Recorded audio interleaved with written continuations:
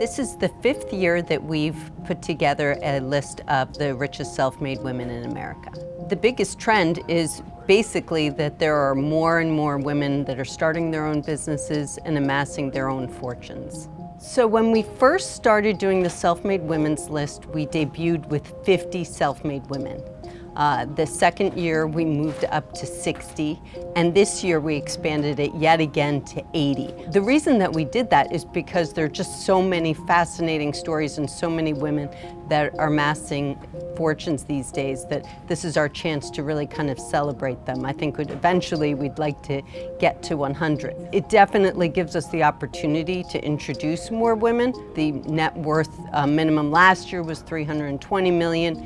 If you were keeping the list the same size this year, it would have been up to $360 million. We definitely saw that there were just so many interesting stories and women that were succeeding that we expanded it to 80 for the first time.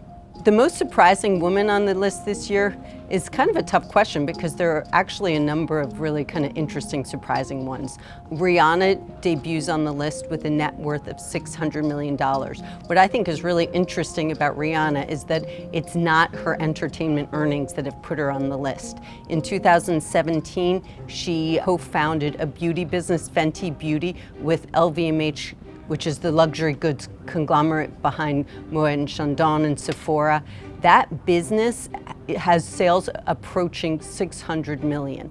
And the two partners have just announced that they're going to start a fashion line that, she's basically going to oversee and operate. But then you also have a new entrepreneur. Her name is Suzy, and she came up with Poopery, which I don't know if people have heard of it, but it's basically a spray for the toilet, and she basically marketed it to other women with the most hilarious viral videos, and the brand has really just taken off, and it's now being sold in Bed Bath & Beyond, CVS, and this year it's being distributed in Costco stores. So to qualify for the list, you have to be what we called self-made. There's a lot of people that debate, who really is self-made, and the truth is that most entrepreneurs have gotten help along the way from their friends, their families, co-founders, employees.